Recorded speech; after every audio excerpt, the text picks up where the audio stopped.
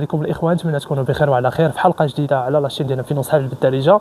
في شهر ابريل الماضي البورصه ديال الدار البيضاء اعلنت بان غادي دير ادخال ما يسمى بلو تي اف. السوق ديال لو تي اف غادي يدخل رسميا للبورصه ديال الدار البيضاء، وبزاف ديال الناس قالت لهم واحد النوع ديال لا كونفيزيون ديال الاختلاط بين لو بي سي في ام ولو تي اف.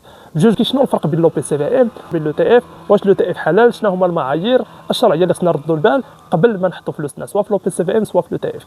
غادي نهضروا عليهم بجوج، غادي نحاول. ولكن قبل ما هكا ما تنساش تخلي لنا لايك، تخلي كومونتير شنو هما لي سوجي اللي تبغي نهضروا عليهم في هذه لاشين، دير ابوني اللي باقي ما درتش ابوني، ونبداو على بركه الله. نبداو بلو تي اف اللي هو لو بلو ريسون اللي هو دخل رسميا في البورصه هذا العام في شهر ابريل.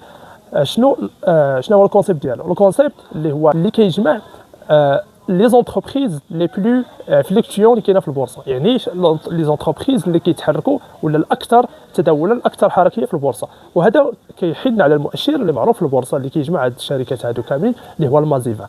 فلو تي اف هو كياخذ الشركات اللي كاينين في المازيفا وكيجمعهم في واحد لو باني وكي انفيستي لك هذوك الفلوس ديالك، كي انفيستيهم سولون لا بروبورسيون.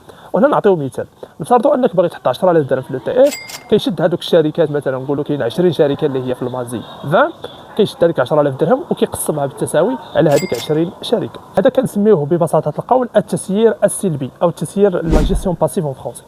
يعني به هو ان السيد اللي وراء هذاك لو باني ما كيجتهدش بزاف، كياخذ هذوك الشركات اللي كاينين في المازيفا وكيحطهم في لو تي اف وكينفيستي لك فلوسك بروبورسيونيلمون، يعني بواحد النسبه لكل شركه. كيشد هذيك 10000 درهم على سبيل المثال وكيقسمها بالتساوي على 20 شركه اللي كاينه في لو تي اف.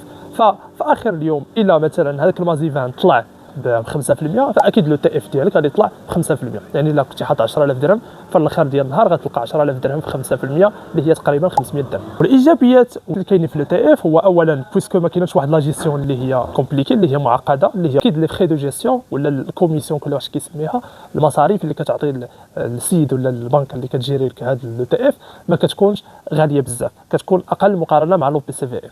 كما قلت ما كيكونش واحد الجهاز بزاف، يعني كيكون غير واحد كوبي كولي من المؤشر ديال البورصه اللي هو مازيفا، وما كيكونش واحد لو ريسك اللي هو بزاف.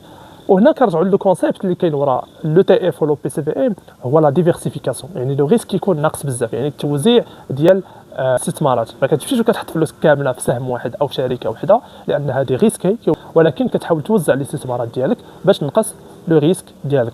وهنا غادي نمشيو لو دوزيام اللي هو لو بي سي في ام واللي كنعنيو به اورغانيزم دو بلاسمون كوليكتيف دي فالور موبيليير. وفرق بينه وبين لو تي اف هو كيحاول يسوبر بيرفورمي على المؤشر ديال بورصه الدار البيضاء. بمعنى لو تي اف كما قلنا كياخذ فقط الشركات اللي كاينين في المازيفا كياخذهم وكيحطهم في هذاك لو باني، ولكن لو بي سي في ام كيدير دراسه قبليه وكيشوف شكون هما الشركات اللي مزيانين، اداء يعني المالي ديالهم في البورصه ديال الدار البيضاء جيد، اللي عندهم واحد مستقبل مالي جيد، وكيدير الدراسه ديالو. فهنا كنهضروا على التدبير الا بغينا نقولوا الايجابي، الا بغينا نسميوه، حيت دابا اون فرونسي ما عرفتش شنو هو المصطلح اكزاكت باللغه العربيه، مي لا جيستيون اكتيف، التدبير الايجابي. وديك الساعه كيحاول هو ما امكن في هذاك لو باني ديال الشركات يكون دائما اكبر من لو مارشي. يعني مثلا المازيفان طلع ب 2%، كيحاول عن طريق هذاك الباني وداك الشركات اللي جمع يطلع ب 3%، يطلع ب 5%. حتى انت فاش كتحط الفلوس ديالك في لو باني اللي هو لو بي سي في ام كتحاول انك تحقق ارباح اكثر من لو مارشي، يعني تكون لا موين ديال الربح ديالك كبر من الموين ديال المارشي. ولو كضرب عصفورين بحجر، اولا كدير لا ديفيرسيفيكاسيون، يعني كيكون التوزيع ديال الاستثمارات ديالك وما كيبقاش الاستثمار الوحيد اللي كيكون ريسكي بزاف. وثانيا عن طريق الاستعانه بواحد السيد اللي كيتكلف لك بالباني ديالك ديال الاستثمارات كبير، كتحاول ما امكن الارباح ديالك تتجاوز المتوسط ديال الارباح ديال المارشي اللي كيتمثل في مؤشرات ديال المازيفا على سبيل المثال. الا بغينا نديروا خلاصه هو الايجابيات والسلبيات ديال كل واحد. الايجابيات ديال لو تي اف هو اولا رخيص شويه اون تيرم ديال الكوميسيون، ثانيا عاونك باش انك تحقق مبدا ديال لا ديفيرسيفيكاسيون. كذلك الايجابيات ديال لو بي سي في ام هو لا ديفيرسيفيكاسيون، حاجه اللي ضروريه مزيانين بجوج، لا لو تي اف لا لو بي سي في ام. الناس اللي عاد بادين في لابورس، اللي باقي ما قاريش بزاف على لابورس، يحتاج الواحد انه في البدايه انه يصاحبهم ويرافقهم، واحد اللي خبير وراه كم سنوات في لابورس وعنده خبره في التدبير ديال المحافظ الماليه.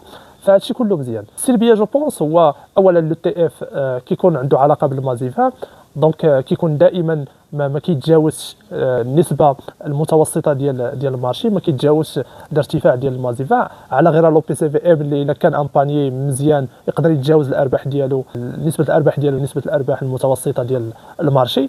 فهذا هو الفرق اللي كاين. ولكن لو بي سي في ام السلبيه الوحيده هو لي فري دو كوميسيون شويه طالعين. بطبيعه الحال عادي جدا ان يكونوا لي فري دو كوميسيون طالعين اكثر في لو بي سي في ام، لان لا جيستيون كتكون اكبر والتحليلات الماليه كتكون اكبر، ماشي بحال لو تي اف اللي فقط كياخذ الشركات بالواجد من المازي 20. دابا الاشكال الشرعي اللي كاين بجوجهم في لو بي سي في ام وفي لو تي اف دائما كنرجع للقضيه ديال السله، وناخذوا السله بحال واحد الاناء اللي هو فارغ واللي كنحطوا فيه مثلا شركات واسهم ديال هذوك الشركات. كتراعي المساله ديال الانشطه وما خصها تكون حلال، كتراعي المساله ديال نسبه الديون، كتراعي المساله ديال لا ليكيديتي اللي مدره للفائده، يعني شحال ديال الاموال في الخزينه كدير واحد الفائده سنويه او شهريه للشركه، وكتشوف شحال النسبه ديالهم في القيمه السوقيه ديال راس المال. اليوم ان الناس اللي متبعين القناه غيكونوا على لي 3 كريتير ديال لاوفي.